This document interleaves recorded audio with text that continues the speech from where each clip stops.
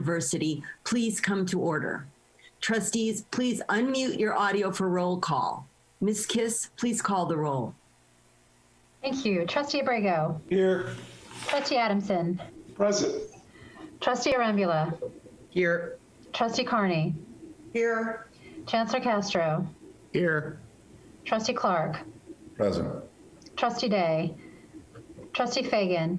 Here. Trustee Farrar. Here. Trustee Furstenberg. Trustee Here. Fong. Here. Trustee Kames. Here. Chair Kimbell. Here. Lieutenant Governor Kounalakis. Present. Trustee McGrory. Here.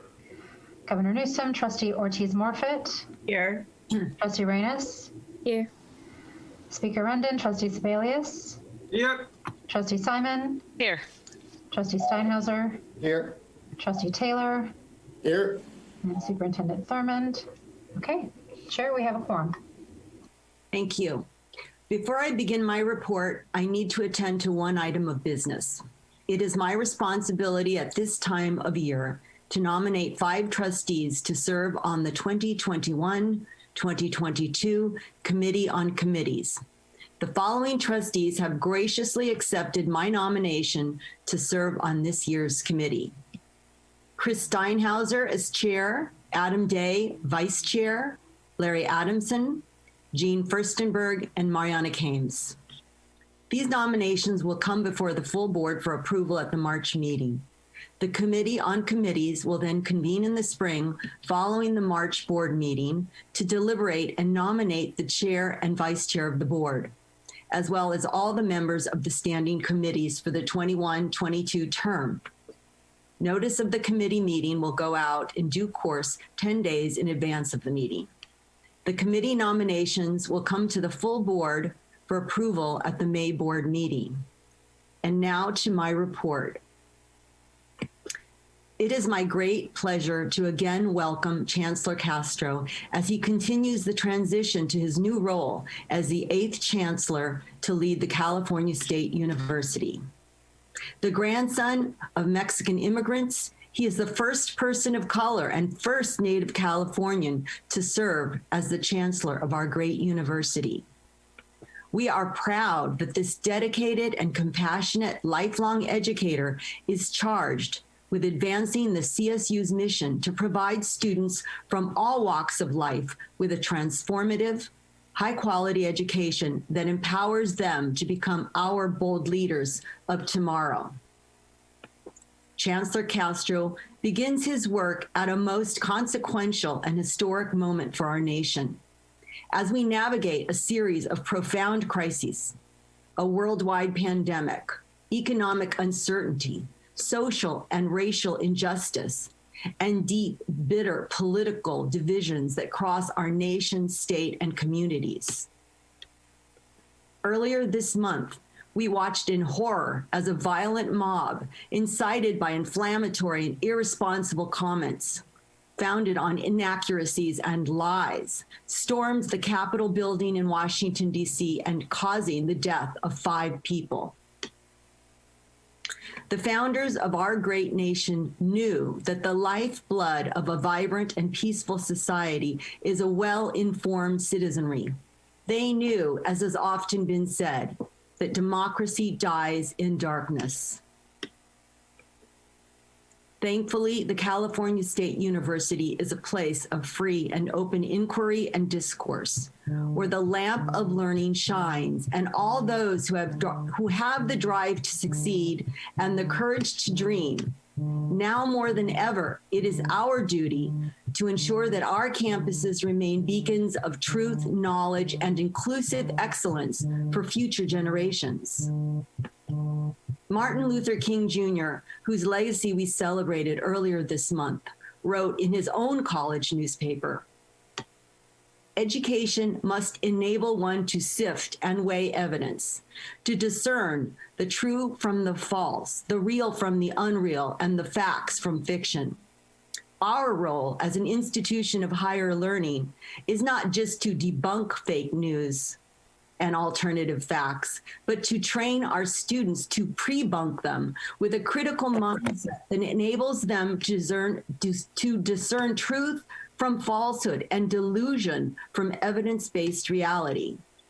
It gives me immense pride, as I'm sure it does many of you, that as our nation's largest and most diverse university, the CSU stands as one of its greatest contributors to a critically minded open society by extending a world-class education to students from all backgrounds.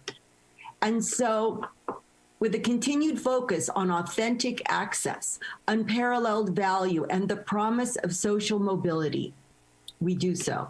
Our university offers one of the lowest tuition rates in the nation. Tuition has been raised only once in the past 10 years, and as the Chancellor announced yesterday, it will not be raised for the academic year 2021-22. To further ensure affordability for families throughout our state, each year our campuses provide more than $4.5 billion in financial aid. In fact, about 84% of all CSU students receive some type of financial aid, and 60% receive enough to cover the full cost of their tuition. Most graduate with zero debt. And upon graduation, we've made sure our students are well equipped to join California's economy, the 5th largest in the world, and one in which 2/3 of all job openings require a college degree. Our graduates are primed to help California meet its projected demand for at least 1.3 million additional degree holders through the year 2023.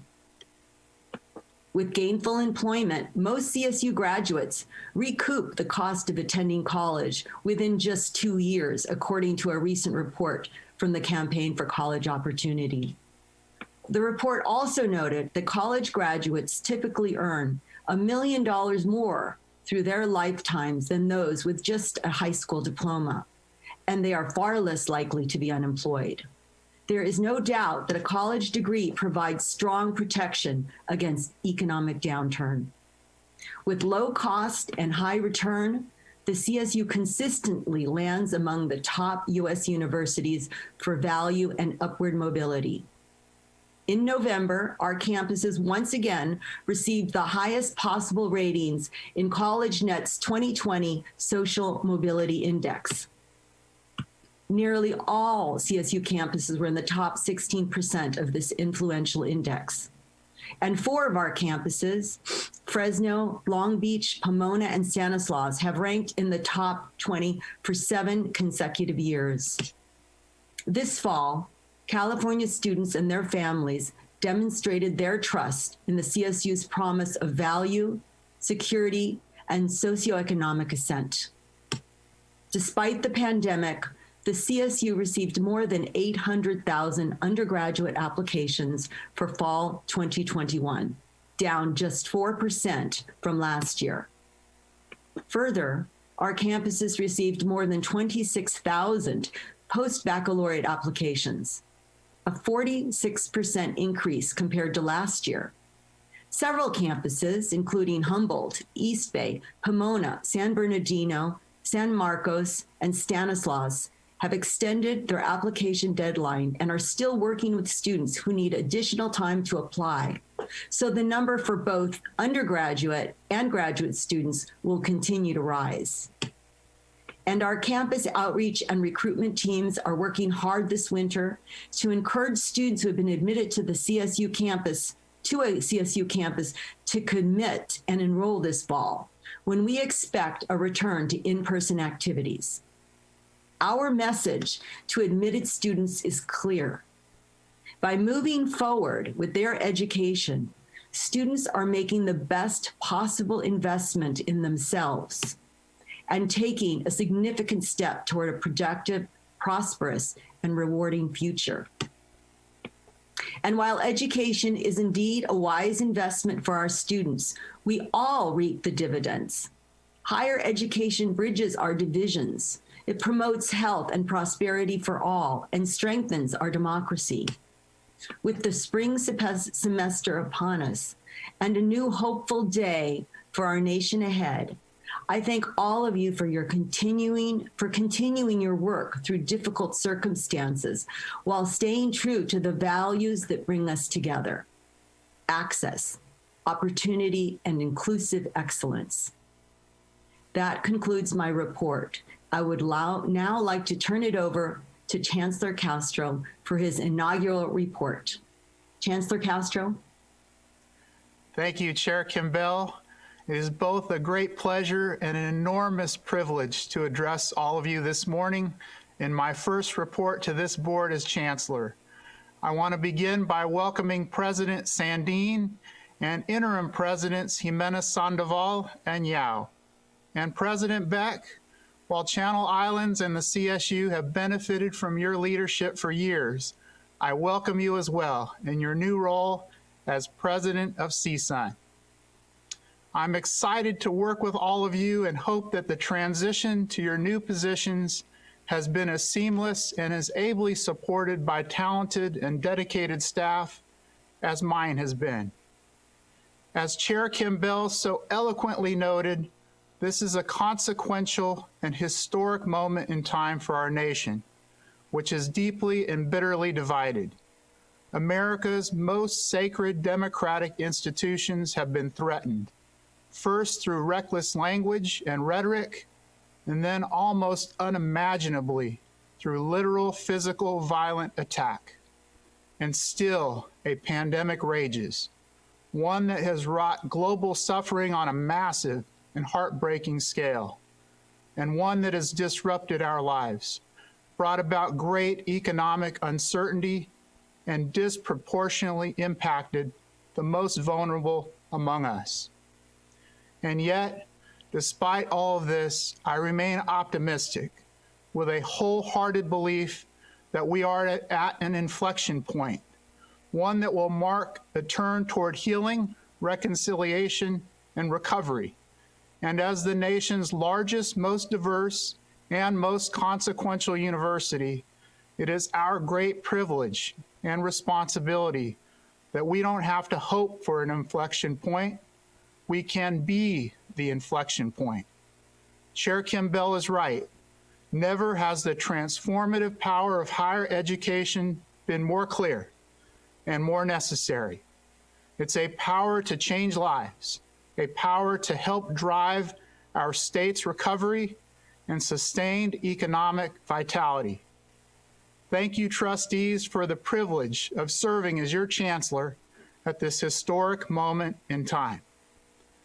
More than ever, our nation needs and deserves bold leaders who are informed, ethical, compassionate, and understanding of diverse cultures and perspectives. I say this for two reasons. I mention this because it is the type of leader I will strive to be as our chancellor of our beloved university.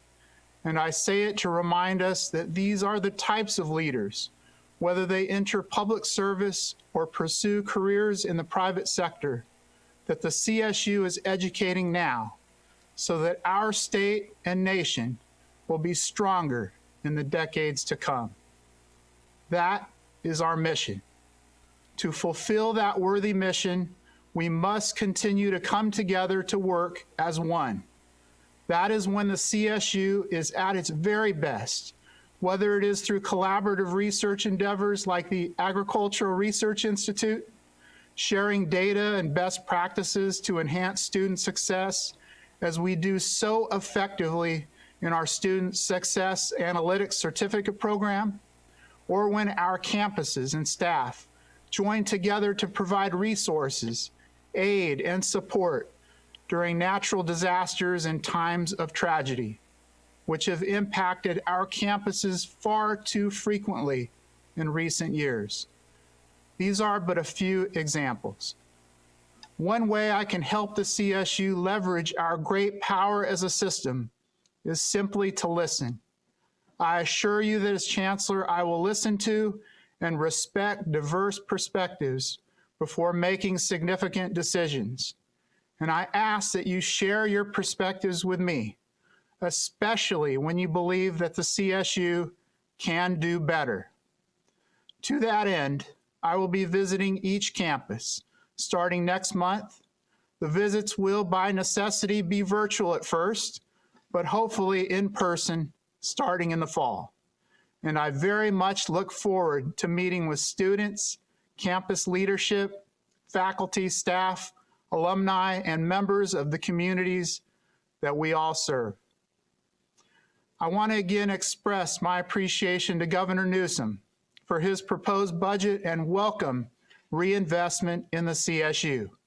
And while we will advocate strongly for a full restoration of our budget, I restate, because it bears repeating, that we will not raise tuition for academic year 2021-2022, and that if our assumptions for state and federal support hold, I will not support a system-wide furlough program.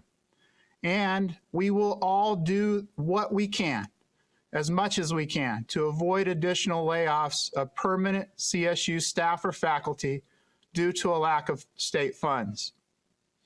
With the state's reinvestment, we will, after covering our mandatory costs, prioritize our flagship student success effort, Graduation Initiative 2025, which has produced record high graduation rates for CSU students from all backgrounds.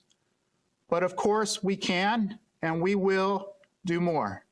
We have formed a new GI 2025 steering committee comprised of a diverse group of faculty, administrators, and students from across the CSU. The committee's charge is to ensure that we are doing everything we can as a system to not only sustain, but accelerate our progress toward our ambitious goals. The committee will identify and recommend proven strategies to further improve retention and graduation rates and to close equity gaps, while ensuring that analytics and reporting systems are in place to guide our efforts and provide accountability. Complementing the steering committee's work, our academic and student affairs team has recently developed a predictive modeling tool that accurately projects each campus's progress toward closing equity gaps for low-income students and students of color. Those projections will soon be provided to each campus, along with 3 tailored strategies to assist them with eliminating those gaps. I'm excited by this work and its remarkable potential to transform lives through higher education. It is work that is profoundly meaningful and personal to me. As many of you may know, my great-grandfather came to the United States from Mexico almost a century ago to help build California's railroad. He and his family lived in tents as they traveled up and down the state. My grandfather, who raised me along with my mother and grandmother, remembered that experience vividly and frequently told me stories of those times when I was a boy. My family eventually settled in a small agricultural town called Hanford in the San Joaquin Valley. I was the first in my family to go to a university, attending the University of California, Berkeley, thanks to a program that provided educational opportunities to students from the Valley and from modest financial means. It was at UC Berkeley, as I began to see my own life transformed through my college experience, that I discovered my passion for educational leadership.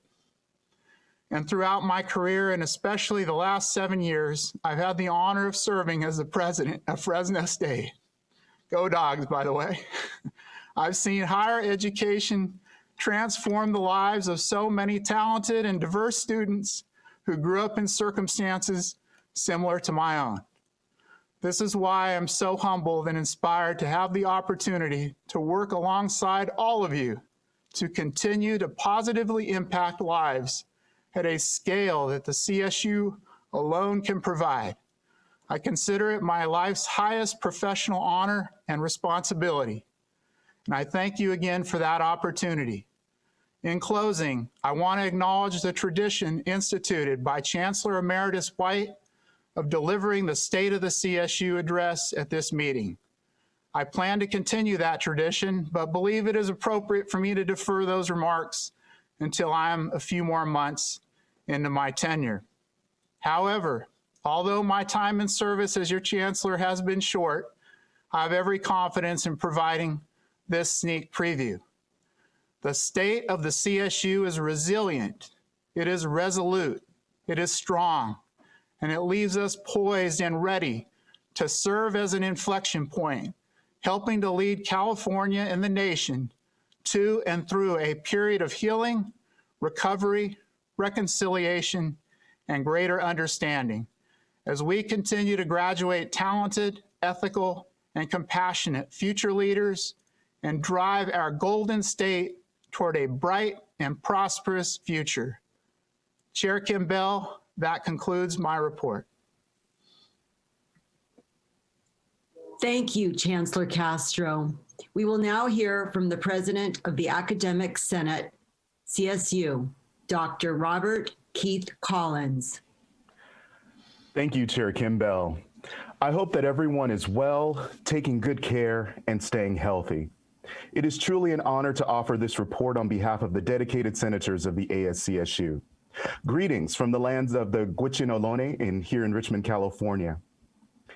On January 6, 2021, we witnessed an aggressive attack on our nation's democracy. Central in the language behind this attack was a negation of reason and truth, aimed at creating barriers to the will of the citizenry. As professors and stewards of the curriculum of the CSU, we know that reason and truth enable student understandings of fairness and inequality within society, and that exercising civic duty moves us towards a more perfect union. As we prepare for spring 2021, the ASCSU seeks to maintain common unity, a unity characteristic of that found to this day among first stewards and caretakers of the lands that comprise the locations upon which our communities of higher learning reside, and stress the vital roles that American institutions, ethnic studies, STEAM, and all epistemologies and pedagogies that teach our students play in creating the educated, equity-minded, and informed citizenry for the state of California and beyond that they become. This is the foundation upon which our discussions during our January meetings and plenary was based.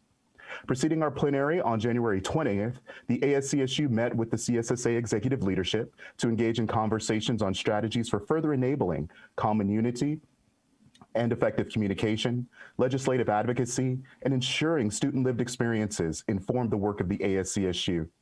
During our plenary on January 21st and 22nd, we also had the wonderful chance to visit with trustees Kames and Reynes. The resolutions, however, passed in second reading and introduced in first reading, built upon the aforementioned foundation. The following resolutions were passed. Protecting fair workload for faculty in the CSU from Faculty Affairs. This resolution seeks to ensure the faculty class caps listed in EPR 7636 are not raised due to the pandemic or budgetary concerns. The next, disparate impact of technology on underserved students from Faculty Affairs.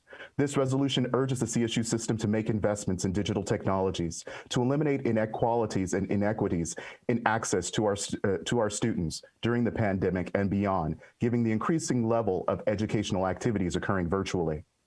The next, ongoing collaboration on ethnic studies in the CSU from Academic Affairs. This resolution encourages continued dialogue pertaining to AB 1460 and the Title V change. It proposes continued discussions with the CSU Council on Ethnic Studies, representatives from the Chancellor's Office, and representatives from the ASCSU. Academic Affairs Committee is ready and willing to facilitate these discussions. The next, and welcome, sir, a resolution welcoming Joseph I. Castro and Mary G. Castro as 8th Chancellor and First Lady of the CSU. The next, apportionment of Academic Senate seats from the Executive Committee. As required by ASCSU Bylaw 9, this resolution apportions a third seat to the 7 campuses with the highest full-time equivalent faculty, or FTEF. Those campuses are CSU Long Beach, CSU Fullerton, San Jose State, CSU Northridge, San Diego State, Sac State, and San Francisco State. The next, call for internet bandwidth expansion for CSU students, faculty, staff, and administrators from Fiscal and Governmental Affairs. This resolution urges the CSU Chancellor's Office, Board of Trustees, and CSU campuses to provide internet access and relevant equipment where and when it is needed for CSU students, faculty, and staff and management. The next, condemnation of the insurrection of January 6th, 2021 from Faculty Affairs. This resolution shows the faculty of the CSU vehemently condemn the insurrection of January 6th, in which our nation's commitment to justice, liberty, and truth were attacked. This resolution restates faculty commitment to educating the community in the sciences, humanities, and civics. A democratic republic requires citizens and elected officials who are able to distinguish truth from fiction and opinion in discharging their civic duties. The next, commendation for Executive Vice Chancellor Lauren J. Blanchard from the Executive Committee. Sir, I hate to see you go, as I've mentioned many times before. The next, need for compassionate treatment of CSU employees during the COVID-19 pandemic from Faculty Affairs. This resolution calls for the Chancellor and system to immediately engage in the bargaining unit to extend COVID paid leave programs. The next, communications with the Board of Trustees of the CSU system from Faculty Affairs. This resolution urges the Board of Trustees to revise their agendas to permit additional ways for faculty and public comment input to reach the trustees in a manner that helps improves decision-making and informs votes made by the trustees. The resolution also notes the importance of public input with respect to the CSU, particularly during the Board of Trustees meetings. Three resolutions introduced in first reading are now out for feedback from campus constituents. The first, faculty emerita status, revocation and appeal from Faculty Affairs. This first reading resolution for the ASCSU calls for the ASCSU to recommend that CSU campuses review their emerita policies. The next, endorsement and adoption of General Education B4 Mathematics Quantitative Reasoning Course Guidelines and Principles from Academic Preparations and Education Programs Committee, or APEP. The next, call for a moratorium on facial recognition technology in the CSU from Faculty Affairs. This first reading resolution calls for the immediate moratorium on use of facial recognition technology in the CSU, on the use of algorithmic image analytic technology, and to add prohibitions on the use of image recognition algorithms. The goals of these first reading resolutions are hopefully self-explanatory, hence my brief discussion of them. However, if you have any questions, please feel free to email me at rcollins@calstate.edu. In closing, Martin Luther King reminds us, quote, that through education, we seek to change attitudes. Through legislation and court orders, we seek to regulate behavior. Through education, we seek to change internal feelings, prejudice, hate. Through legislation and court orders, we seek to control the external effects of those feelings. Through education, we seek to break down the spiritual barriers to integration. Through legislation and court orders, we seek to break down the physical barriers to integration. One method is not a substitute for the other, but a meaningful and necessary supplement. Anyone who starts with the conviction that the road to racial justice is only one lane wide will inevitably create a traffic jam and make the journey infinitely longer, end quote. If we allow King's words to offer us guidance and wisdom so close to his birthday, then the challenge before us is to continue pushback with the entire deft arsenal that our collective academic knowledge musters on all appalling efforts, especially hate speech, that create barriers to equity, success, unity, and well-being, not only for the CSU faculty, but our students and the entire CSU community. Thank you, Chair Kimbell. This concludes my report. I thank you all for your attention and time, and I'm happy to answer any questions that you all may have. And EVC Blanchard, again, I hate to see you go. We all do. Thank you, Dr. Collins. Moving on to our next report, President Zahra Krabit will provide CSSA's report. Good morning, Chair Kimbell, Chancellor Castro, trustees, campus presidents, and guests. I hope everyone had a restful winter break and wish you all the best this new year. Before I provide my report, I wanted to congratulate President Beck and President Sandin on starting their terms as CSU presidents for Cal State Northridge and Cal State East Bay. A warm congratulations to Dr. Blanchard on his future leadership, and a thank you for his service to the CSU and dedication to students.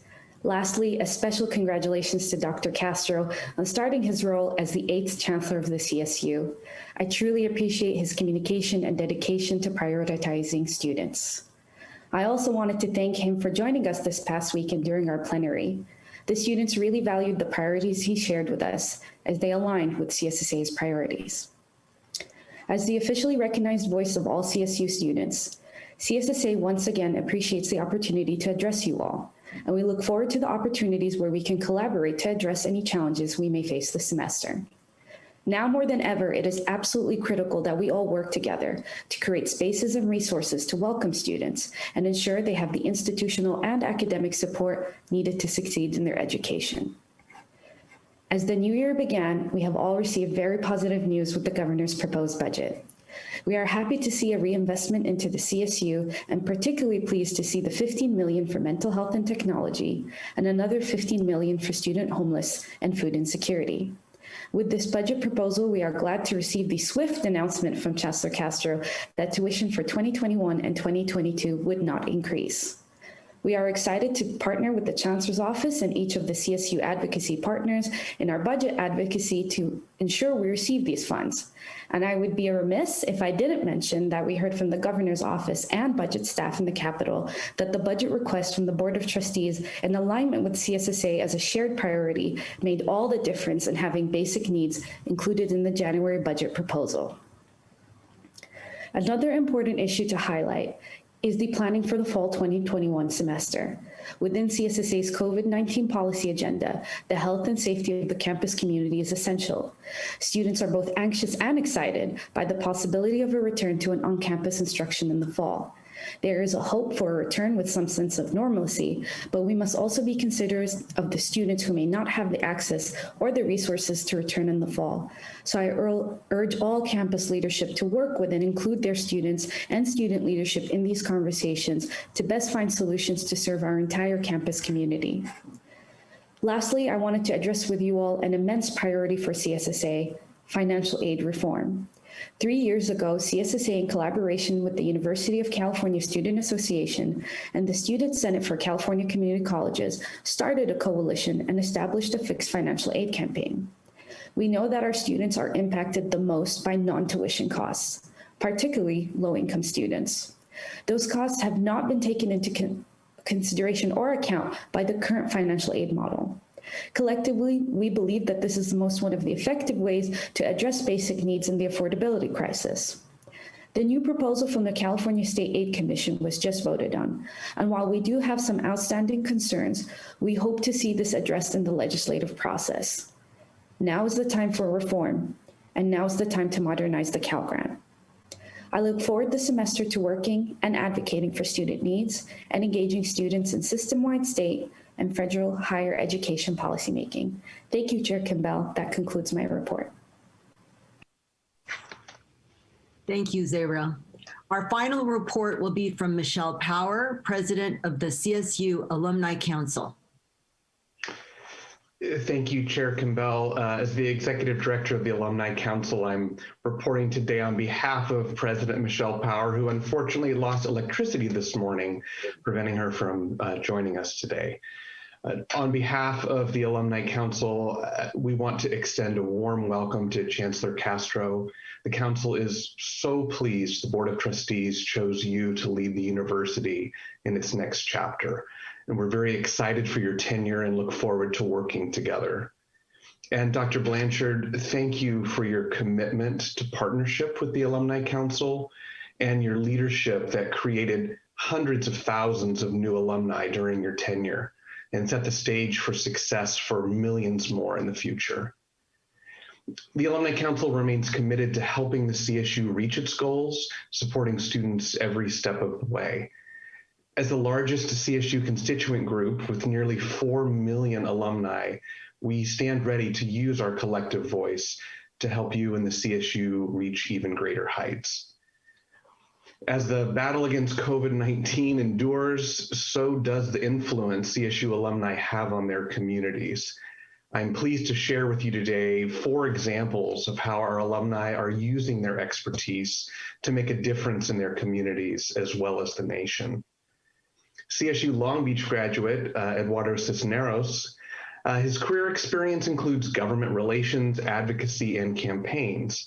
And this background will serve him very well as he begins his role as COVID-19 Intergovernmental Affairs Director for President Biden's COVID-19 response team.